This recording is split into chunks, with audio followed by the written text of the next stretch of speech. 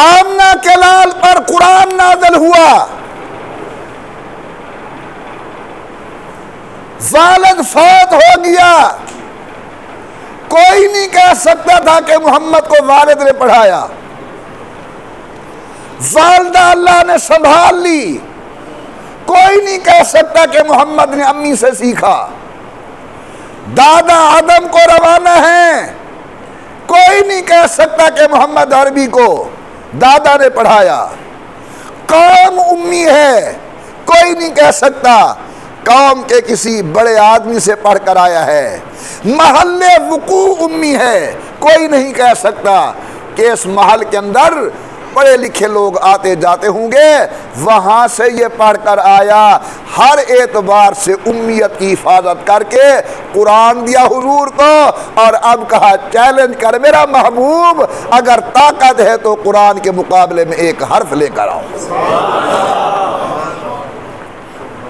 اب قرآن کریم نے چیلنج کیا، ان کنتم فی ریب مما نزلنا علی عبدنا فاتوا بسورہ، اگر تمہیں میرے محبوب کی نبوت اور رسالت میں شک ہے، قرآن کے مقابلے کے اندر ایک سورت بنا کر دکھاؤ، ایک آیت بنا کر دکھاؤ، لیکن لوگوں قسم پیدا کرنے والے اللہ کی، قرآن کے اس چیلنج کو، نبی کے اس چیلنج کو نہ کوئی پہلے قبول کر سکا، نہ آج کوئی قبول کر سکتا ہے۔ ایک امی پیغمبر جس نے کسی سے پڑھنا لکھنا نہیں سیکھا، کہہ دو جو دوست نئے ہیں وہ سمجھیں، نبی دنیا میں کسی کا شاگرد نہیں ہوتا، نبی ڈائریکٹ اللہ کا شاگرد ہوتا ہے، خدا کا شاگرد ہوتا ہے۔ یہ امی نبی چیلنج کر رہا ہے، قرآن سنوا رہا ہے، آؤ ذرا قرآن کا مقابلہ کر کے دکھاؤ۔ سالانہ جناب عرب کے فصحاء، عرب کے بلغاء، عرب کے علماء آتے ہیں میلے کے موقع پر، بڑے بڑے شاعر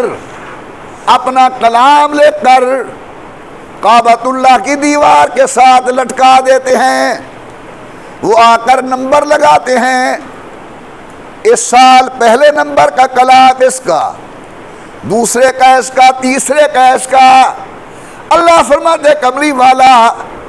آپ بھی میرے پیارے علی کے ہاتھ سے سورت کوثر لکھوا کے ٹانگ دیں۔ لٹے گئی سورت کوثر، آئے عربی علماء، پڑھتے پڑھتے آئے بسم اللہ الرحمن الرحیم، انا اعطیناک الکوثر فصل لربک وانحر ان شانئک هو الابتر۔ او کو والو لکھنے پر مجبور ہو گئے، ما ھذا کلام بشر، یہ کسی انسان کا کلام نہیں، ذات کبریا کا کلام ہے۔